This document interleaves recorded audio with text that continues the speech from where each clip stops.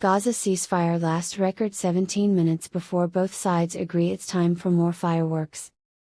In a historic breakthrough for international diplomacy, the latest Gaza ceasefire agreement shattered all previous records by holding for a full 17 minutes before both sides mutually decided it was getting a little too peaceful and resumed bombing each other with renewed vigor. Eyewitnesses reported that the fragile truce began at 10:03 a.m. local time, when negotiators from Israel and Hamas shook hands over Zoom, exchanged polite small talk about the weather in Tel Aviv, drizzly, and even shared a virtual cup of tea. It was magical, gushed UN Secretary General Antonio Guterres in a statement. For those 17 minutes, you could almost hear the sound of birds chirping instead of incoming artillery. Almost, but the peace was short-lived. At 10:20 a.m., a rogue falafel vendor in Gaza mistook a flock of pigeons for a drone swarm and lobbed a hummus-filled grenade in self-defense. This minor culinary misunderstanding escalated within seconds. Hamas fired a warning shot of bottle rockets, Israel responded with precision-guided matzo balls, and by 10:22, the skyline was once again lit up like a particularly aggressive Hanukkah celebration crossed with a Black Friday sale at an arms depot. Local residents, now on their 47th ceasefire of the year, expressed profound exhaustion. "Look, I'm all for peace," said Ahmed al-Falafel, the aforementioned vendor, while ducking shrapnel. "But this is like dating someone who ghosts you every Tuesday. You build up hope, put on your nicest kebab, and bam, it's not you, it's the rockets. At this point, I'd settle for a ceasefire that lasts through lunch."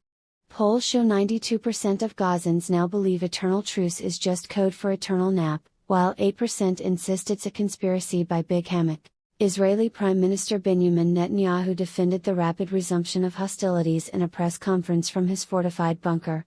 "We extended every olive branch we had, literally, we airdropped 500 tons of them last week," he said, munching on a suspiciously olive branch-shaped pastry. But Hamas kept demanding more branches, fewer explosions, and something about human rights. Unrealistic. Besides, our new defense app just dropped an update. Ceasefire mode now auto-exits after 15 minutes to prevent boredom-induced vulnerability. It's a feature, not a bug. Hamas spokesperson Fatima Rocket echoed the sentiment, 17 minutes? That's progress. Last time it was only 12. We're basically at the United Nations level of commitment now. Next goal, 20 minutes, followed by a group hug and a shared Spotify playlist of protest anthems. As the dust settled, only to be kicked up again by a fresh mortar round, aid organizations scrambled to distribute ceasefire survival kits containing earplugs, a calendar marked ceasefire interrupted for every month, and a novelty t-shirt reading "I survived the truce and all I got was this lousy PTSD flashback." The International Red Cross reported a surge in demand for their new product, hope-resistant helmets, engineered to deflect both shrapnel and dashed expectations.